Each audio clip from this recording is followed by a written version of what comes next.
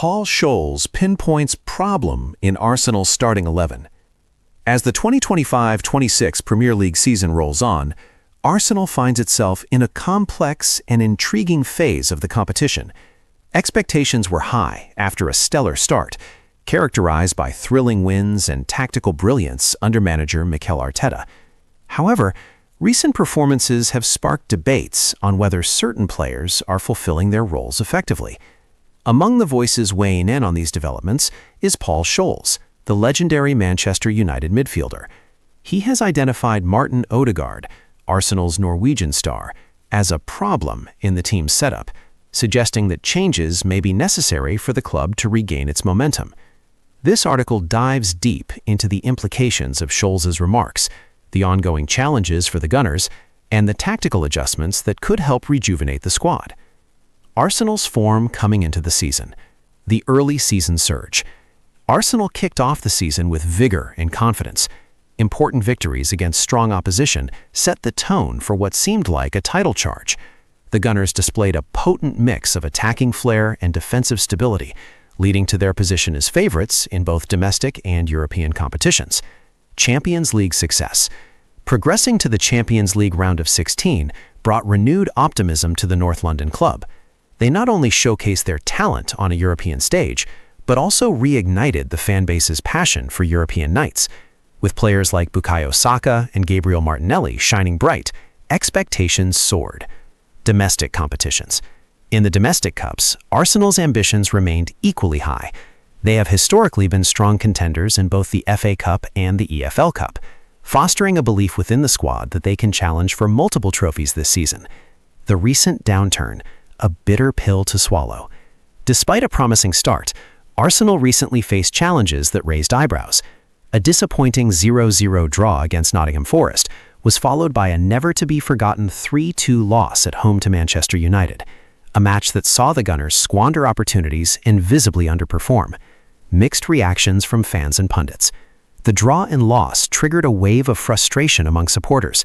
Speculation about potential shortcomings in the squad emerged, with Odegaard being a focal point of criticism. The Norwegian midfielder, typically seen as a key playmaker, struggled to influence the match dynamics in an acceptable manner. Scholes' critique, the problem revealed. Scholes articulated his critique decisively on the Overlap's Stick to Football podcast. His assessment pointed to Ødegaard's tendencies on the pitch, particularly his movement and playmaking roles. Quote, "Odegaard plays as a number 10. It's his job to make your team play good football, good attacking football.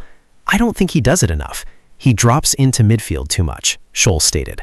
The legacy of the number 10 role.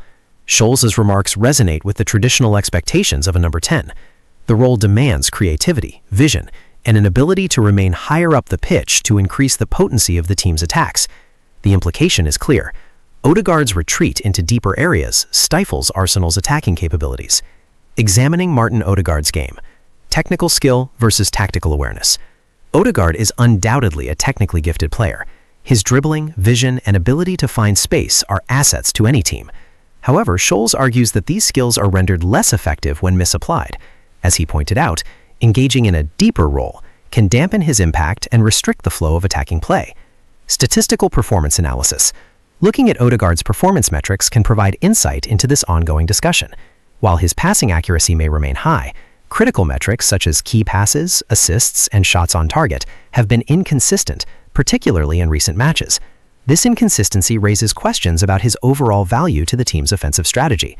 The ripple effect on teammates. When a playmaker like Ødegaard fails to engage effectively, the ramifications extend beyond his individual performance.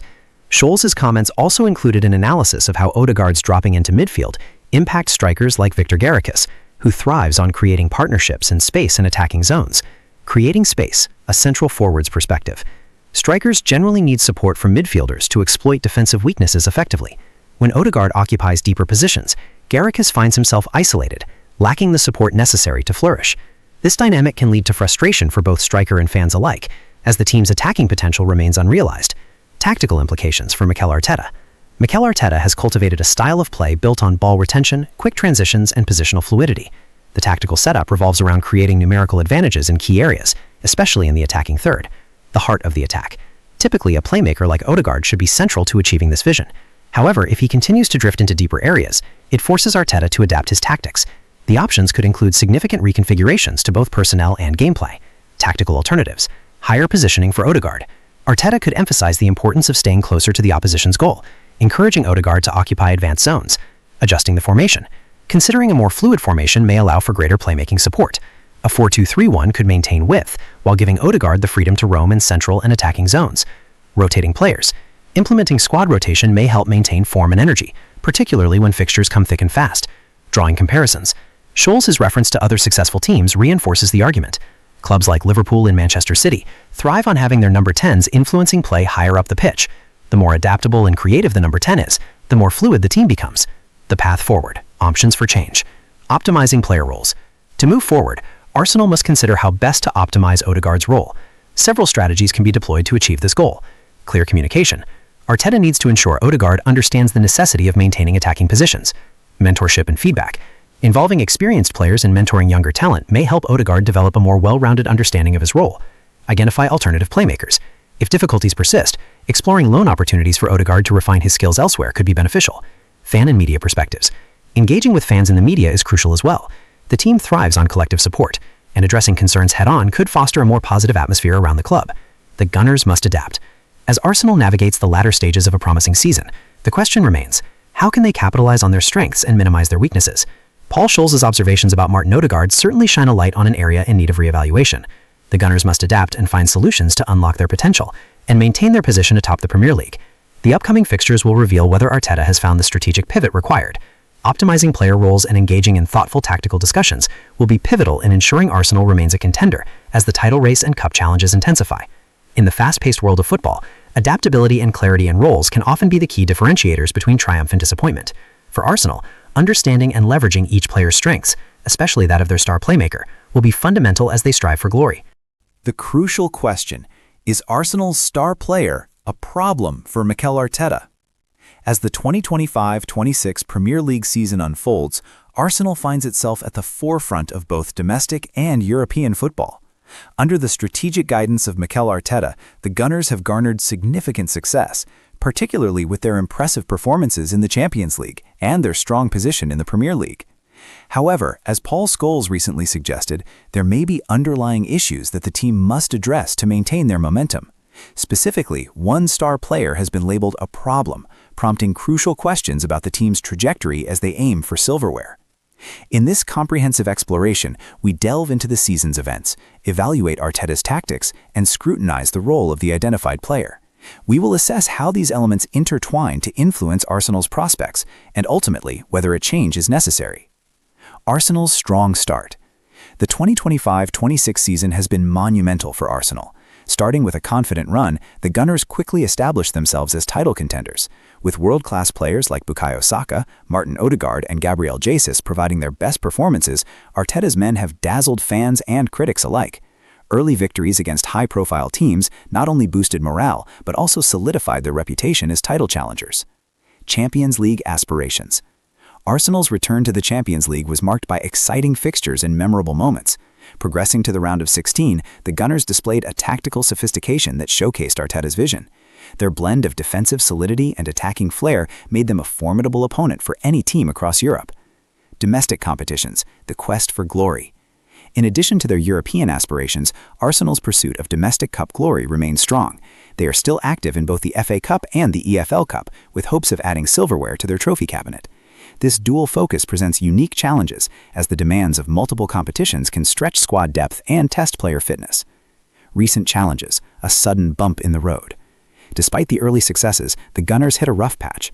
The recent 0-0 stalemate with Nottingham Forest, followed by a disappointing 3-2 loss at home to Manchester United, raised alarms. Although they maintain a 4-point lead at the top of the Premier League, the questions regarding their consistency and reliability have started to linger. Fan and pundit reactions. Fans and pundits alike have been vocal about these recent setbacks, and among them is Paul Scholes, the former Manchester United midfielder who is known for his candid assessments of the game.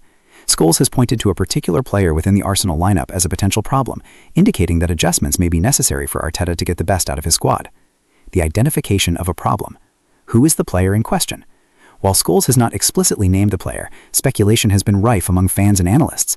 Observations lead to several candidates, players who have underperformed or failed to deliver in critical matches. Analysis of impact and performance. The identified player, whether it be a midfielder struggling with consistency, a forward failing to find the back of the net, or a defender making uncharacteristic errors, warrants a thorough evaluation. The impact of individual performances on team dynamics cannot be overlooked. Performance metrics. Quantifying player performance is essential. Metrics such as pass completion rate, tackles per game, goals, and assists provide insights into an individual's contribution to the team's success. A dip in these statistics could illustrate why Arteta may find this player less effective in his tactical setup. Tactical fit. Arteta's philosophy focuses on high pressing, ball retention, and quick transitions. If this player does not align with these principles, it could hinder overall team effectiveness. Scholes' critique may suggest that a more harmonious tactical fit is required. Arteta's tactical approach. A look at the tactical setup. Mikel Arteta's tactical approach combines elements of possession-based football with tactical flexibility, allowing Arsenal to adapt as needed against various opponents. The formation often oscillates between a 4-2-3-1 and a 4-3-3, depending on the opposition. Key tactical components. High pressing. Arsenal's attempt to regain possession high up the pitch relies heavily on coordinated pressing from forwards and midfielders. Fluid attack. Arteta encourages fluid movement in the attacking third, requiring players to interchange positions effectively. Solid defensive structure. The defense must be resilient, adapting to counterattacks while maintaining the ability to start plays from the back. Is the identified player suitable? In light of the tactical setup, it is crucial to consider whether the identified player aligns with Arteta's philosophy. A player who might excel in a more direct counterattacking system may struggle in a possession-heavy style, leading to criticism and suggestions for change. The need for change. When to consider a change? A strong start followed by setbacks is a classic scenario where re-evaluation of squad roles becomes necessary. Whether through tactical changes, player rotation, or squad adjustments, Arteta must navigate these waters carefully to keep Arsenal's title challenge alive. Potential changes. Starting lineup adjustments. One option is to consider placing the player on the bench to give room for a more effective alternative. Tactical reconfiguration. Tweaking the formation to bring out the best in other squad members may also be viable. Temporary loan or sale. If the performance continues to lag, loaning out the player to regain form or ultimately selling them may be on the table. The road ahead.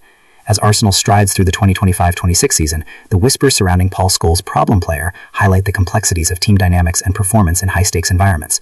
The balance between individual brilliance and collective strategy is delicate, and while the Gunners enjoy substantial success, the team must be vigilant. Arteta's astuteness will be tested as he weighs the impact of one problematic player against the backdrop of an ambitious title pursuit. Ultimately, the success or failure of this season may well depend on how Arteta addresses these emerging challenges. By making the necessary adjustments, whether tactical or personnel-related, Arsenal can continue to push for glory and silence any critics along the way.